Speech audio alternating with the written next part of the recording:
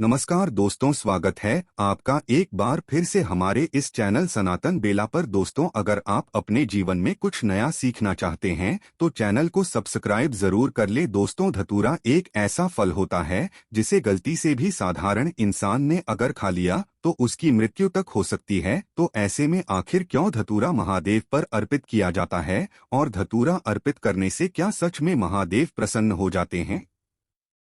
धतूरे के पेड़ पर आने वाले फूल महादेव को चढ़ाने से आखिर हमें क्या फल मिलता है?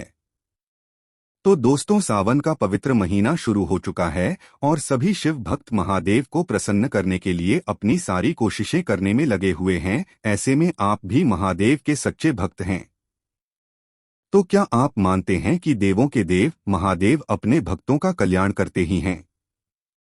तो आप जानते ही होंगे कि सावन के महीने में जितना महत्व सावन के सोमवार का होता है, उतना ही महत्व सावन की सोमवती अमावस्या का भी माना जाता है। तो ऐसे में बागेश्वर धाम सरकार पंडित धीरेन्द्र कृष्ण शास्त्री जी का कहना है कि अगर सोमवती अमावस्या वाले दिन महादेव के रुद्राभिषेक के दौरान उन्हें धतूरा का फल चढ़ा देते हैं तो आप महादेव की विशेष कृपा हासिल होती है। तो अगर आप भी जानना चाहते हैं कि महादेव पर अर्पित किया गया एक धतूरे का फल आपको क्या क्या लाभ दे सकता है, तो आपको वीडियो को अंत तक जरूर देखना होगा। परंतु एक सच्चा महादेव का भक्त होने का फर्ज निभाते हुए हमारे चैनल को सब्सक्राइब करके इस वीडियो को ज्यादा से ज्यादा शेयर जरूर करें। तो दोस्तों, स्वागत है आपका सीताराम टीवी पर। आगे बढ़ने से पहले वीडियो को लाइक जरूर कर दें, जिससे कि श्री बागेश्वर बालाजी की कृपा आप पर सदैव। चलिए वीडियो में आगे बढ़ते हैं। तो दोस्तों, यह तो सभी जानते हैं कि जो लोग श्रावण मास में महादेव की भक्ति कर लेते हैं, ऐसे लोगों पर महादेव की कृपा हमेशा बनी रहती है। परंतु गुरु जी कहते हैं कि अमावस्या पर भी महादेव की भक्ति का उतना ही फल मिलता है जितना श्रावण मास के सोमवार पर। तो इस बार श्रावण मास में अमावस्या तिथि 17 जुलाई सोमवार की होने वाली है। ऐसे में यह संजोग बेहद ही शुभ माना जा रहा है और कहा जाता है कि अगर महीना श्रावण का हो और सोमवती अमावस्या का दिन हो तो महादेव पर अर्पित की गई हर एक वस्तु 100 गुना ज्यादा फल देती है। दोस्तों, ऐसे तो महादेव को देवों के देव, योगियों के योगी और कालों के काल महाकाल कहा जाता है, क्योंकि महादेव जितने साधारण हैं उनकी वेशभूषा उतनी ही असाधारण। अब चाहे वह उनके शीश पर विराजमान गंगा माता हो या फिर उनके गले का हार वासुकी नाग और चांद को तो उन्होंने अपने मस्तक पर विराजमान किया हुआ है, तो सोच ही सकते हैं कि महादेव की कोई भी वस्तु साधारण तो बिल्कुल भी नहीं है। इसी तरह शिवजी के बारे में शिव पुराण में लिखा हुआ है कि एक लोटा जल सभी समस्याओं का हल। मात्र एक लोटा जल चढ़ाने से जो देवता प्रसन्न हो जाते हैं, हमारी झोली खुशियों से भर देते हैं,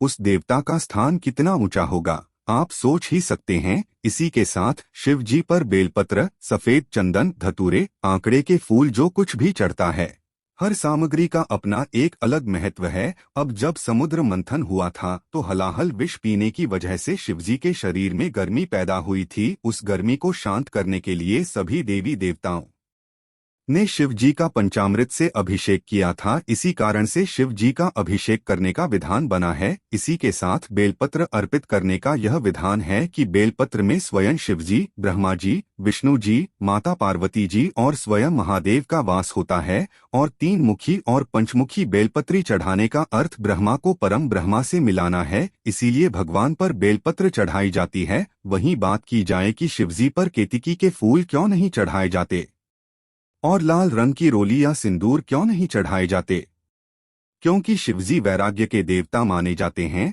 और लाल रंग की रोली और सिंदूर प्रेम का प्रतीक माना जाता है। इसी कारण शिवजी पर नहीं चढ़ाया जाता। और वहीं केतकी के फूलों को शिवजी से श्राप मिला हुआ है, इसी कारण केतक के फूल शिवजी पर अर्पित नहीं जाते। वही अगर बात होती है धतूरे चढ़ाने की, तो शिवजी पर ब्रह्मांड में सबसे पहला धतूरा ब्रह्मा जी ने अर्पित किया था। दरअसल धतूरे के बारे में शिव पुराण कहती है कि शिव जी पर केवल एक धतूरा अर्पित करने से आपने उससे पूर्व जितने भी झूठ बोले हैं वह सभी झूठ आपके माफ कर दिए जाते हैं। तो ब्रह्मा जी से भी एक बार ऐसी गलती हुई थी, तब उन्होंने शिवजी पर एक धतूरा अर्पित करके अपनी उन सभी गलतियों को सुधारा था। तभी से शिवजी को धतूरा अर्पित किया जाता है। और यह माना जाता है कि व्यक्ति को महीने में 6 महीने में या फिर साल में एक बार भोलेनाथ पर कम से कम एक धतूरा जरूर अर्पित करना चाहिए। इसके अलावा जब महादेव ने समुद्र मंथन के दौरान हलाहल विष का पान किया था तो उनके शरीर में भयंकर गर्मी उत्पन्न हो गई थी, जिसके कारण महादेव व्याकुल हो उठे थे और महादेव की व्याकुलता को शांत करने के लिए वनी कुमारों और सभी देवी देवता और ऋषियों ने उन्हें भांग और धतूरे का लेप लगाया था और तभी से महादेव के शिवलिंग पर भांग धतूरे अर्पित किए जाते हैं ताकि महादेव के शरीर की ज्वाला को शांत रखा जा सके और इसी से महादेव प्रसन्न हो जाते हैं। गुरु जी कहते हैं कि हम पूजा पाठ में जो भी कार्य करें हमें उसका सही अर्थ पता होना चाहिए ताकि अगर तर्क की बात आए तो हमारे पास देने के लिए सटीक वजह हो। इसी के साथ धतूरे का फल और धतूरे के फूल शिवजी पर अर्पित किए जाते हैं, परंतु अगर उन्हें कुछ विशेष तरीके से शिवजी पर अर्पित किया तो हमें विशेष फल मिल सकता है। तो चलिए आपको बता देते हैं कि आपको किन तरीकों से सावन में आने वाली अमावस्या पर शिव जी को धतूरे अर्पित करने हैं। तो अगर आपको व्यापार में परेशानी हो, अगर आपका काम धंधा नहीं चल रहा हो, आपकी नौकरी छूट रही हो या मंदी का दौर हो तो फिर आपको एक धतूरा लेना है, उसे हल्दी में भिगो लेना है। गीली हल्दी लेकर धतूरे को उसमें अच्छी तरह से भिगो लेना है और उस धतूरे को शिव जी को सोमवती अमावस्या की रात में 12 बजे करना है। अब कम से कम 10 से 15 मिनट उस धतूरे को शिवजी के शिवलिंग पर अर्पित रहने दीजिए और चुपचाप उस धतूरे को उठाकर अपने घर में ले आइए। अब आपको एक पूरा लाल रंग का या पीले रंग का कपड़ा लेना है और इस कपड़े में उस धतूरे को बांध लेना है और इसे अपनी दुकान के बाहर या फिर जो भी आपके व्यापार का स्थान हो वहां पर बांध देना है।